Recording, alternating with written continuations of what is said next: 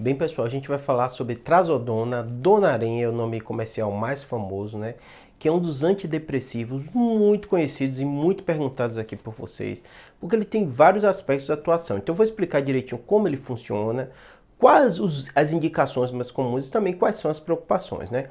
Como todo antidepressivo, né, ele acaba tendo uma ação nos neurotransmissores. Neurotransmissor é a forma que o cérebro, que os neurônios têm de se comunicar um com o outro, né? Então tem um monte de nome de neurotransmissor, mas no caso do Donaren, né, da Trazodona, ele tem um aspecto bem, uma atuação bem relevante na serotonina e na noradrenalina, né?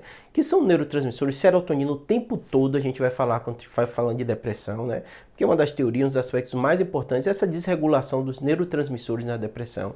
Então ele aumenta o nível e além disso potencializa a ação da serotonina no cérebro, né? Então, um dos aspectos mais importantes, mais interessantes, mais utilizados do Donaren é isso, na depressão. Só que a gente percebeu que esse mecanismo de ação dele serve para outras doenças, né?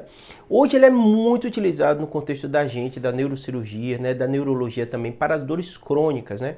Então, pessoas com fibromialgia e outras doenças, né, que causam dor, o Donaren acaba sendo muito utilizado também, por esse mecanismo de ação. Outro aspecto bem interessante dele é para insônia. Então, ele acaba sendo utilizado também como um indutor do sono, né, que estimula, que ajuda a pessoa a dormir. E ele tem um aspecto interessante que ele não tem aquele aspecto da dependência e também da tolerância dos remédios tarja preta, dos benzodiazepínicos. Mas óbvio que o médico vai analisar caso a caso. Como eu falei com vocês, assim, os remédios tidos como tarja preta, eles funcionam, por isso que a gente utiliza ele, mas tem que ter alguns cuidados a mais. Assim como o Donaren também pode ser utilizado. Então, o médico vai analisar no seu caso qual é a medicação mais interessante, pesando esses prós e os contras, né?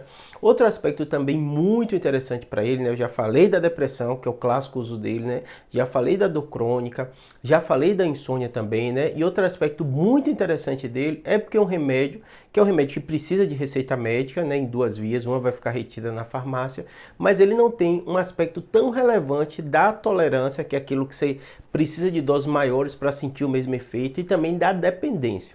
Apesar de não ter uma relação com a dependência, sempre esses remédios, todos os antidepressivos, você tem que conversar bem com o seu médico, porque você, de um modo geral, como ele modifica como seu cérebro vai atuar, esses neurotransmissores como a serotonina, não pode tirar de uma vez.